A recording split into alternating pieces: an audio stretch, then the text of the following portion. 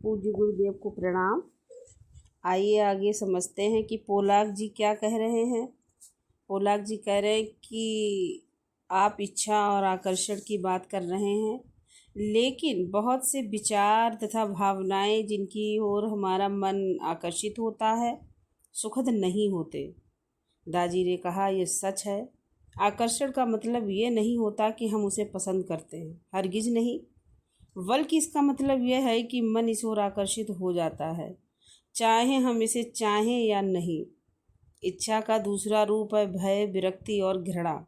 उदाहरण के लिए, हम जीना चाहते हैं और मृत्यु से डरते हैं।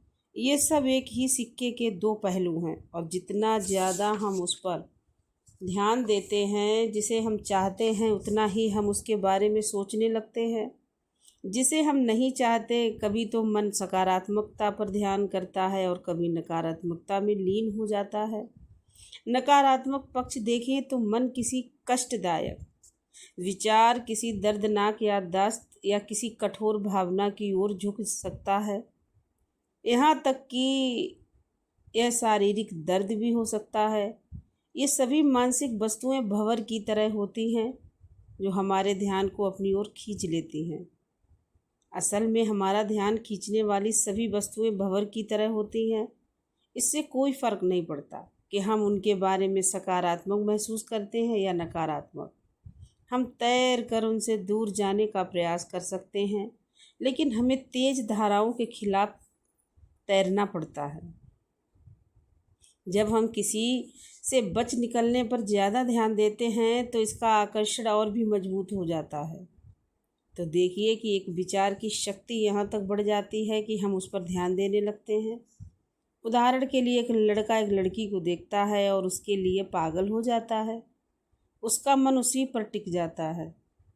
वह उसके बारे में सोचना बंद नहीं कर सकता और वह उसके बारे में सोचने से प्रसन्न भी है। लेकिन क्या होगा अगर वह पहले से ही विवाहित पुरुष हो? तब तो और मुसीबत है। मैंने कहा, उस लड़की का विचार एक भंवर की तरह है। वह उसकी ओर खिंचता ही जाता है और उसे यह मालूम है कि यह ठीक नहीं है। इसीलिए अत्यंत प्रयासपूर्वक वह उसके आकर्षण के बहाव से संघर्ष करता है। उसका मन उसके विचार पर जम जाता है, लेकिन यह गलत चीज़ पर जम रहा है। हम अक्सर विचारों के ऐसे घेरे में फंस जाते हैं जो न तो हमारे जीवन के लिए और ना ही दूसरों के जीवन के लिए उपयोगी होता है। असल में विचारों के ये घेरे हमारे जीवन में विनाशकारी ताकत बन सकते हैं। इसीलिए हमें मन को नियंत्रित करना होगा। हम ध्यान के अभ्यास द्वारा इसे प्राप्त करते हैं। हमें इस तरह अभ्यास करना चाहिए कि हमारा मन स्वाभाविक रूप से एक उपयोगी और रूपांतकारी वस्तु की ओर आकर्षित हो जाए। एक सुदृढ़ विधि ही ऐसा करके दिखा सकती है। ध्यान में मन को संतुष्टि के परम स्रोत की ओर मोड़ देना ही वह तरीका है जिससे मन नियमित हो सकता है। अतः ध्यान का लक्ष्य अत्यंत महत्वपूर्ण है। मैंने टिप्पणी की, हाँ, लक्ष्य ही उस प्रभाव को निर्धारित करता है जो ध्यान से हमारे ऊपर होगा। उन्होंने कहा कि आप पानी पिएं या विस्की, पीने की क्रिया तो एक जैसी ही है, लेकिन उसका प्रभाव भिन्न है क्योंकि वस्तु भिन्न है। इसी प्रकार किसी भी वस्तु पर आप ध्यान करें, ध्यान की क्रिया समान है। बात केवल इतनी है कि भिन्न वस्तुओं के परिणाम भी भिन्न होते हैं। सीमित वस्तु एक सीमित प्रभाव उत्पन्न करती है।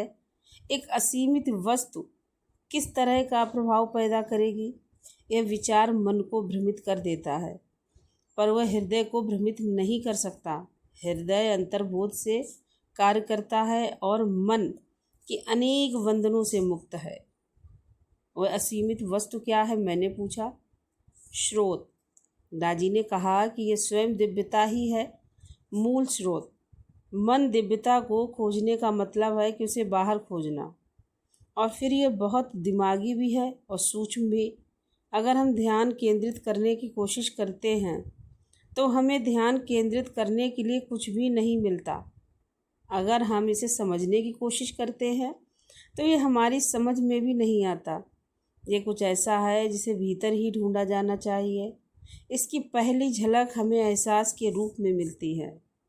सोचने की प्रक्रिया संकरी होती है, लेकिन एहसास व्यापक और संपूर्ण होता है। सोचना भी उसी में सम्मिलित है, परंतु वह सोचने से भी परे होता है। इससे हमारे तंत्र की सभी विधाएं शामिल हैं, लेकिन ये उनसे भी परे है। एहसास के द्वारा गहरे सत्य उजागर होते हैं। दिव्यता को जाना नहीं जा सकता,